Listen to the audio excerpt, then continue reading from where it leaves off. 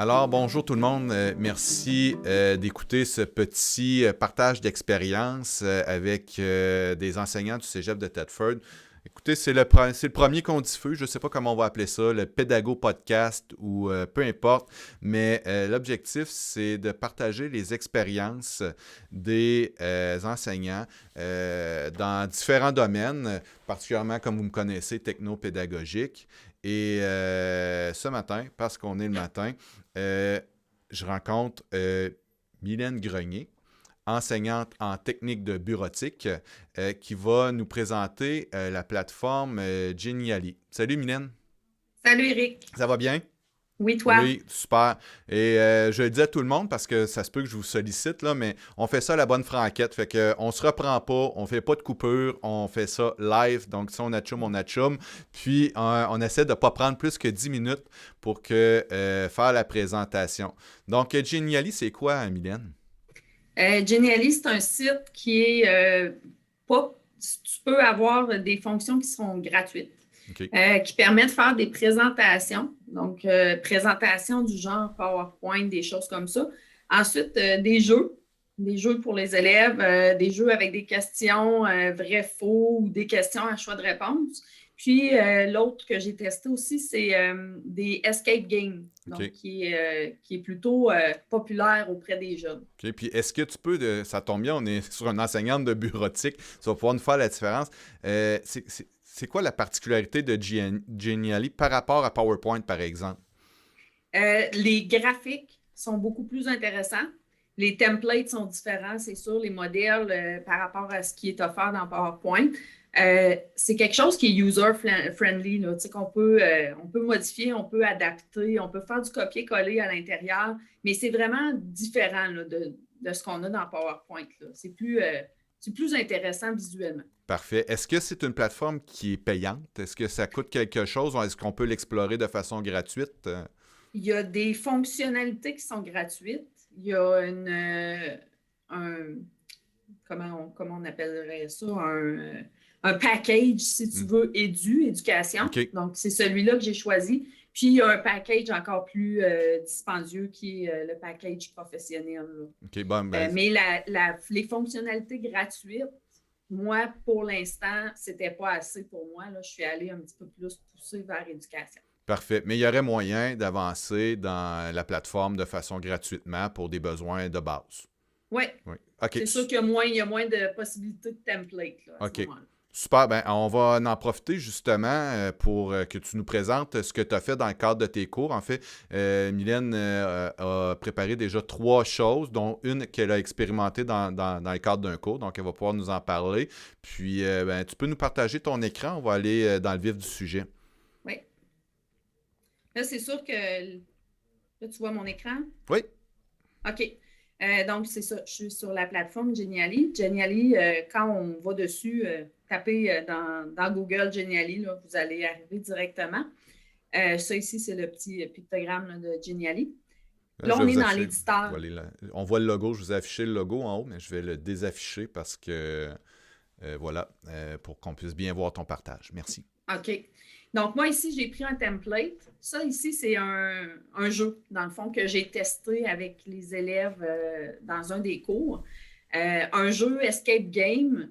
L'idée m'était venue, ben, en fait, c'est pas moi qui ai eu l'idée, là, mais c'était une prof de maths que mon gars y avait au secondaire qui utilisait le escape game pour faire des problèmes de maths. Fait que j'ai essayé de l'adapter en fonction de techniques de bureautique. J'ai dit, il y a sûrement moyen d'aller chercher quelque chose pour un escape game. Euh, Moi, ici, c'était pour un cours d'accueil. C'est sûr que c'était dans les 2 semaines d'intégration. Donc, ça visait vraiment à les faire travailler là, sur le escape game, voir comment ça fonctionnait. Fait que c'est vraiment de base ce que j'ai préparé. C'est beaucoup d'heures, mais je vais pouvoir le réutiliser là, dans les années suivantes. Donc, ici, il y a mes pages, mes différentes pages du Escape Game. Puis ensuite, pour chacune des pages, il fallait que je fasse des liens. Il fallait que j'établisse des liens. Donc, si par exemple, je vais en visualisation, parce qu'on peut toujours aller visualiser qu'est-ce qu'on a fait. Donc, je vais visualiser. J'ai l'introduction, les personnages et les différentes missions. Donc, l'introduction, j'expliquais un petit peu qu'est-ce que c'était. C'est toutes des choses qu'on peut modifier. Ensuite, les personnages, j'avais mis 4 personnages fictifs. Il y avait à choisir un des personnages. Puis ensuite, les missions. Donc, moi, ici, c'était sur du Excel. Donc, chapitre 1 et chapitre 2, c'était vraiment la base. Donc, si, par exemple, il choisissait le chapitre 1, il allait vers le chapitre 1, puis il pouvait débuter le jeu. Puis le jeu, c'est d'essayer de sortir du jeu, simplement. Là. Donc, qui suis-je ici? Il devait me répondre à la question. Donc, si par exemple, bon, ce serait la cellule active, il s'en va à la deuxième question, ainsi de suite. Donc, ça ici, c'était pour me rendre, dans le fond, jusqu'à la fin. Puis là, je ne passerai pas toutes les questions une à une parce qu'il y en a quand même beaucoup. Puis à la toute fin, à la fin de chacun des chapitres, j'avais un petit félicitations, puis je donnais un code en note. Donc ici, la première partie du code, c'était le 2. C'est moi qui l'avais choisi.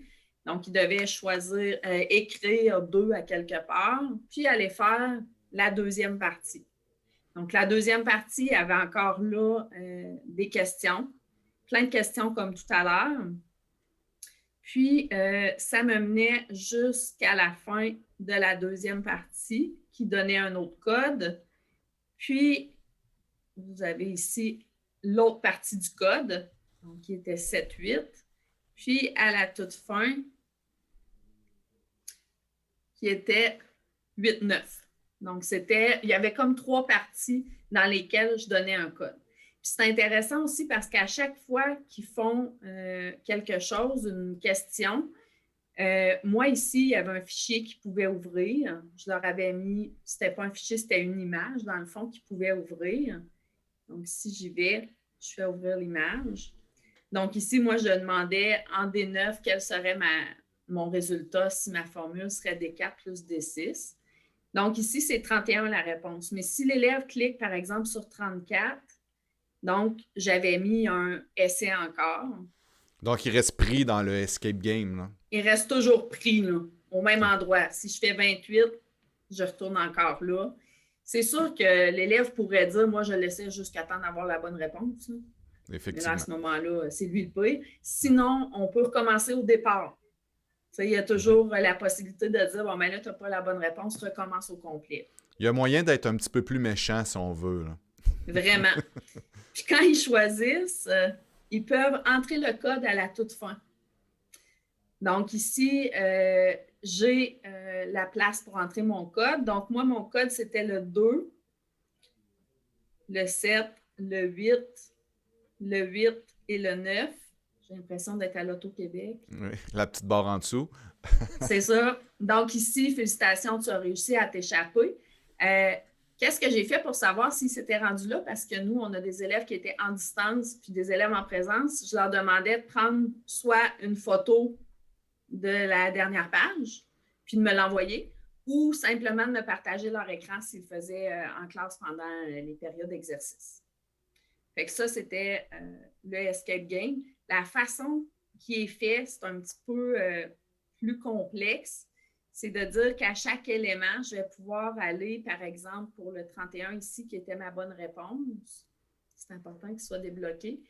J'ai toujours cette petite image-là avec la main, avec le doigt. Donc, si, par exemple, je clique dessus, ça va me permettre de dire où est-ce que ça va m'amener si je clique. Donc, moi, par exemple, si je clique sur cette réponse-là, où est-ce que je veux que ça m'amène? Ça m'amène ici. Donc, j'ai le petit point bleu qui est ici.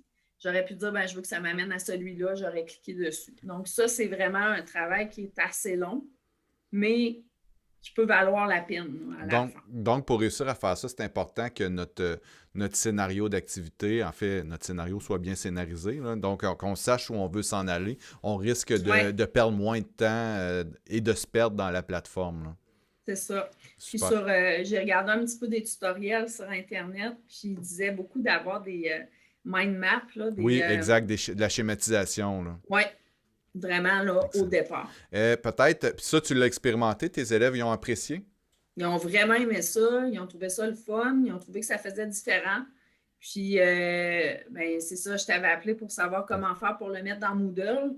mais on avait réussi avec le code iframe. Là. Exact. C'est quelque chose qui a été qu'on est capable de mettre directement dans Moodle puis que les élèves ont accès à ça là, dans une page. Peut-être en 1 minute, parce que ça va vite, hein, on a déjà 10 minutes de fait. Oui. Peut-être nous montrer les 2 autres petites activités que tu n'as pas nécessairement expérimentées, mais qui sont possibles aussi dans cette plateforme-là. Il y en a une que j'expérimente aujourd'hui. Donc, les deux, je les expérimente aujourd'hui. En fait, ça ici, c'est une présentation. Donc, quand je vous disais qu'elle était différente un petit peu de la présentation qui est sur PowerPoint. Donc, si par exemple, je vais en mode présentation, donc elle est différente un petit peu, le template est différent. C'était déjà tout fait. Moi, je fais juste modifier le texte. Des fois, je vais modifier mes petits bonhommes, où est-ce qu'ils apparaissent, mes petits graphiques, tout ça. Mais ça peut être une fonctionnalité qui est intéressante. Ça, c'est pour la présentation. Donc, on a encore les pages ici, puis ça fonctionne de la même façon. C'est vraiment toujours avec les pages. Je peux insérer des éléments interactifs à l'intérieur. Je peux insérer des fonds du texte. Il y a déjà des templates de fait là, que je peux me servir, que je peux utiliser. Puis le troisième élément, celui-là, je vais le tester aujourd'hui aussi avec les élèves. C'est un jeu parce que j'avais à le faire passer 4 documents de statistiques, 5 documents de statistiques, puis je voulais que ce soit un petit peu plus intéressant pour eux autres que les présenter à l'écran. Donc ici, c'est un quiz qu'ils ont à faire après-midi. Puis le quiz, je m'en vais un petit peu plus loin, à chaque fois qu'ils répondent à une question, puis qu'ils ont une bonne réponse, donc ici par exemple, je fais ça, donc, ça leur dit qu'ils ont une bonne réponse, ils peuvent passer à la question suivante, puis ils ont les flèches ici, ils ont 10 flèches en tout à faire. Mais s'ils ont une mauvaise réponse, celle-là ici est encore bonne. Hey, même au hasard, tu l'as eu. Ben oui. Je vais dire faux ici. Oh, non. Non, ils ont encore ça. Puis à la toute fin, j'ai encore plusieurs questions, mais à la toute fin, ils ont l'interprétation des résultats. Donc, s'ils ont des bonnes réponses, je prends ici, moi, j'interprète les résultats qu'ils ont en fonction du nombre de bonnes réponses qu'ils nous ont données.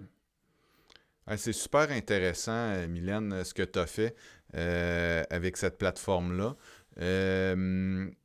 Donc, ce qui est important de retenir, c'est qu'avec la version, on voit que toi, tu as le plan édu, mais avec la version gratuite, bon, tu as accès un peu aux mêmes choses, mais beaucoup moins de templates. Oui. Mais c'est possible d'explorer. Toi, tu as décidé d'aller un petit peu plus loin avec ça, donc tu t'es payé ta propre licence pour pouvoir en faire un peu plus. En fait, ce que tu as payé là, tu le gagnes en temps parce que je comprends bien que je le vois, là, les animations et tout ça, c'est vrai que ça pourrait peut-être se faire dans PowerPoint, mais ça t'aurait demandé encore plus de temps pour le faire. Fait que au bout de la ligne, le petit peu d'argent que tu as investi là, tu le récupères en temps dans ce que tu fais, là. Oui, puis tous les templates là, sont modifiables. OK. On peut les modifier, on peut choisir qu'est-ce qu'on veut mettre à l'intérieur. Hey, c'est vraiment... Merci beaucoup, beaucoup de ton partage, Mylène. Puis, s'il y a des gens qui sont intéressés par ça, ben c'est sûr que tu ne te mets pas à devenir mais le soutien, mais si jamais vous avez une petite question, je suis sûr que tu es ouverte à répondre à ces questions-là. S'il y en a des fois qui veulent essayer ça, juste me le dire, puis je peux vous montrer un petit peu comment ça fonctionne. C'est pas si complexe que ça. Parfait. Merci beaucoup, Mylène. Bienvenue. Et puis, pour terminer, écoutez, vous voyez, c'est pas compliqué. Là, j'ai dépassé 10 minutes, on est rendu à 15, mais l'objectif, c'est de partager entre nous autres. Je trouve qu'on ne partage pas assez entre collègues nos expériences, puis il n'y en a pas de mauvaises expériences. Il y a des tonnes de choses qu'on pourrait voir ensemble. S'il y en a qui ont trouvé des moyens de contrôler le plagiat, c'est pas obligé d'être technologique, là, juste des façons de formuler un examen pour dire, hey, de cette façon-là, j'ai réussi, je pense, à contrôler le plagiat ou à mieux le détecter, venez me voir, on va faire une petite vidéo puis on va le partager avec les autres. Il y a plein de choses qu'on pourrait partager rapidement en capsule de, on va dire maximum 15 minutes parce que je suis rendu à 15 minutes. Ça passe vraiment vite. Exactement. Donc, encore une dernière fois, merci beaucoup, Mylène. Ça fait Puis, plaisir. on se revoit sous peu.